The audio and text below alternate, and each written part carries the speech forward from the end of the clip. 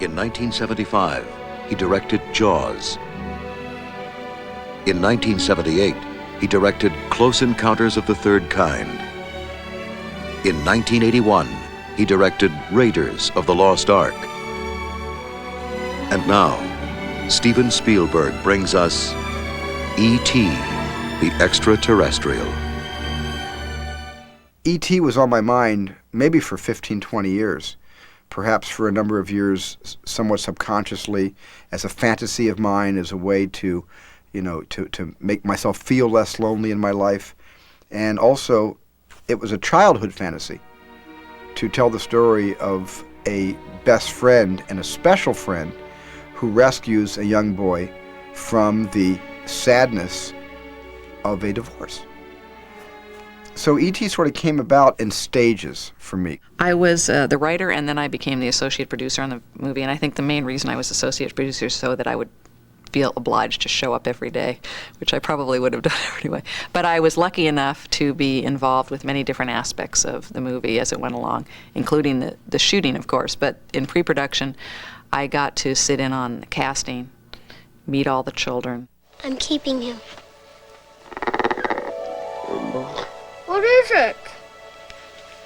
He won't hurt you, Gertie.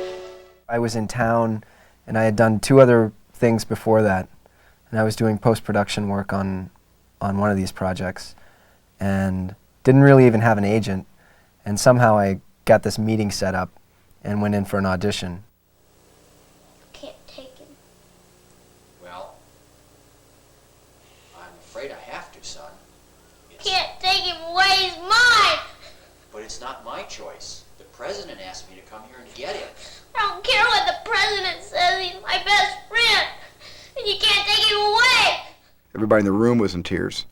I just remember turning to Henry and saying, "Okay, kid, you got the part."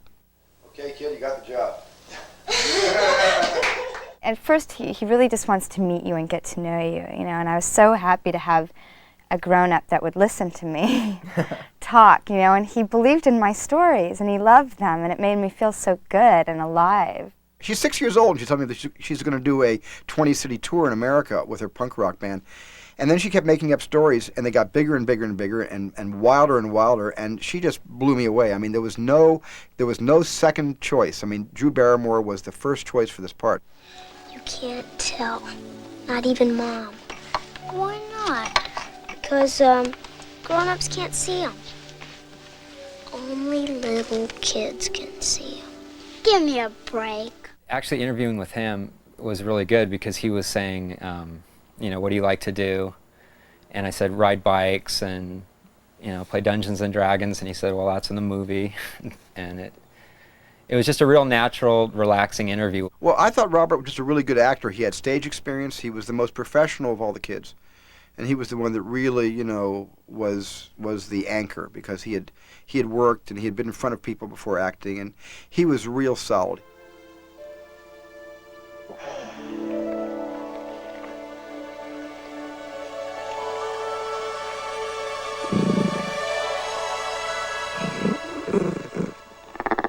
I really think that a big part of the reason the movie hasn't aged very much and it feels somewhat timeless is because, in a sense, it was never designed to be an effects movie. And so, even though we had to create that creature with the technology that existed then, Stephen shot E.T. as a character.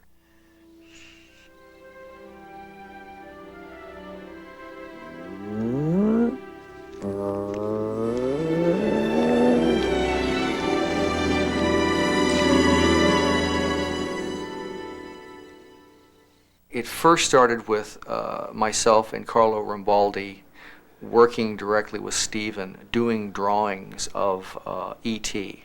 And in the early stages, we didn't really know what E.T. was going to look like because we were just sort of talking about him, okay?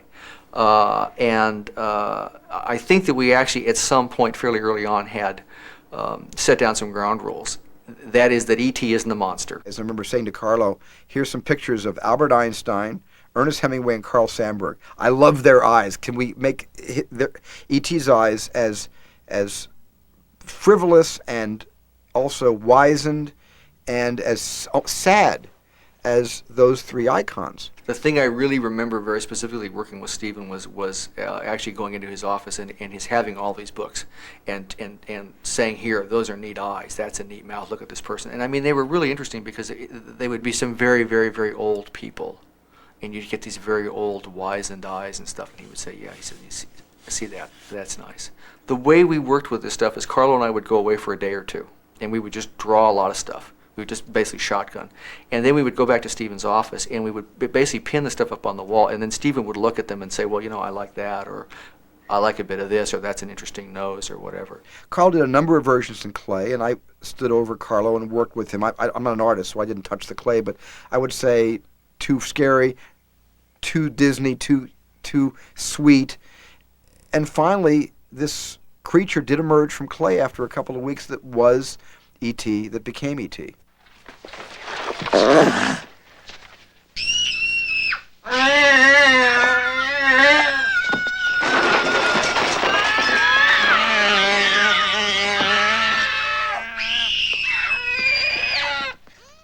It was always very real to me. Yeah. It was amazing once everything was set to go and the cameras were rolling and you were in the scene, everything was incredibly real.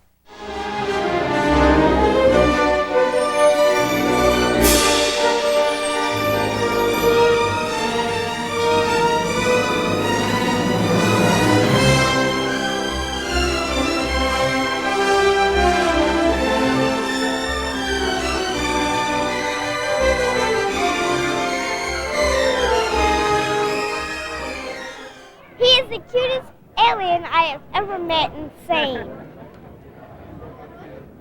What do you think about all these people? You think they're going to like the movie? I hope so.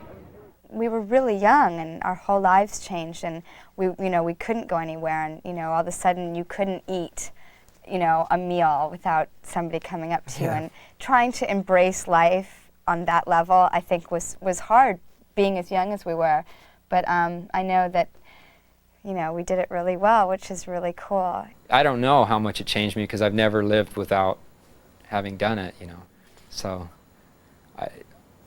I know that it changed a lot of things for me and it opened a lot of doors for me and did a lot of good. I think that it afforded so many opportunities that I know I certainly would never have had without it. It opened me up to more personal stories. Color Purple followed soon after that. Then came Empire of the Sun, and finally Schindler's List.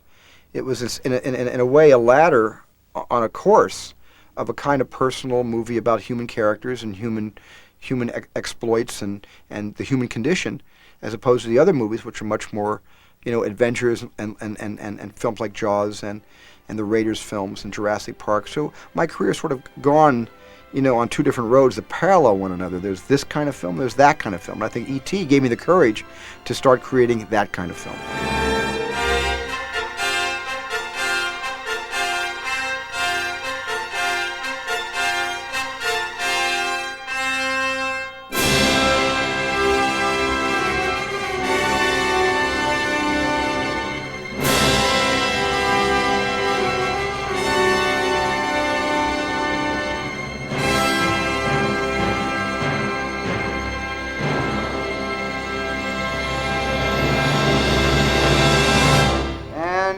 Lovely cut.